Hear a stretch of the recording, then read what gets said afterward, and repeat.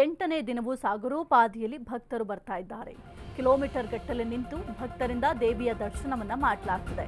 ಹಾಸನಾಂಬೆ ದರ್ಶನಕ್ಕೆ ಭಕ್ತ ಸಾಗರವೇ ಹರಿದು ಬರ್ತಾ ಇದೆ.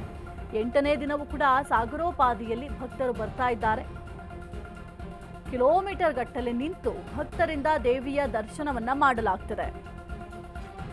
ದೇವಾಲಯದಿಂದ ನಗರ ಬಸ್ ನಿಲ್ದಾಣದವರೆಗೂ ಕೂಡ ಕ್ಯೂ ಇದೆ. ಹೊರರಾಜ್ಯ ಜಿಲ್ಲೆಗಳಿಂದ ಭಕ್ತರು ಆಗಮಿಸ್ತಾ ಇದ್ದಾರೆ.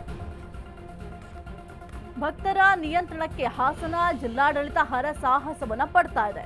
ಯಾಕಂದ್ರೆ ಅಷ್ಟು ಜನರನ್ನ ನಿಯಂತ್ರಣ ಮಾಡೋದು ಬಹಳ ಕಷ್ಟ ಆಗುತ್ತೆ. ಹಾಗಾಗಿ ಸದ್ಯಕ್ಕೆ ಪೊಲೀಸರು ಹರಸಾಹಸವನ್ನ ಮಾಡ್ತಾ ಇದ್ದಾರೆ. 8ನೇ ದಿನವೂ ಕೂಡ ಸಾಗರೋಪಾದಿಯಲ್ಲಿ ಭಕ್ತರು ಆಗಮಿಸ್ತಾ ಇದ್ದಾರೆ. ಆ ದೃಶ್ಯಾವಳಿಗಳನ್ನು ಕೂಡ ನೀವು ಗಮನಿಸ್ತಾ ಇದ್ದೀರಾ.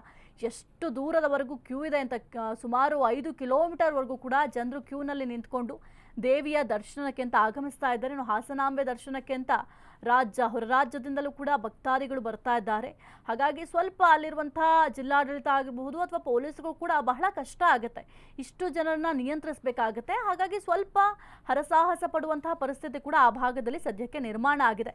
ಇನ್ನು ದೇವಾಲಯದಿಂದ ಬಸ್ ನಿಲ್ದಾಣ ಏನಿದೆ, ಬಸ್ ನಿಲ್ದಾಣದವರೆಗೂ ಕೂಡ ಈ ಒಂದು ಕ್ಯೂ ಇದೆ. ಅದನ್ನು ಕೂಡ ನೀವು ದೃಶ್ಯಾವಳಿಯಲ್ಲಿ ಗಮನಿಸ್ತಾ ಇದ್ದಾರೆ. ಎಷ್ಟು ಉದ್ದದವರೆಗೆ ಕ್ಯೂ ಇದೆ ಅಂತ.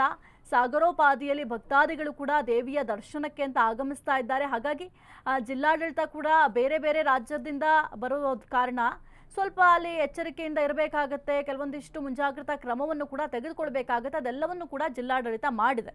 ಸದ್ಯಕ್ಕೆ ಸ್ವಲ್ಪ ಜನರನ್ನ ನಿಯಂತ್ರಿಸೋದು ಕೂಡ ಸ್ವಲ್ಪ ಮಟ್ಟಿಗೆ ಕಷ್ಟ ಆಗ್ತಾ ಇರೋದ್ರಿಂದ ಅಲ್ಲಿ ಜಿಲ್ಲಾಡಳಿತ ಮತ್ತು ಪೊಲೀಸರಿಗೆ ಸ್ವಲ್ಪ ಹರಸಾಹಸ ಪಡುವಂತಹ ಪರಿಸ್ಥಿತಿಯಲ್ಲಿ ನಿರ್ಮಾಣ ಆಗಿದೆ.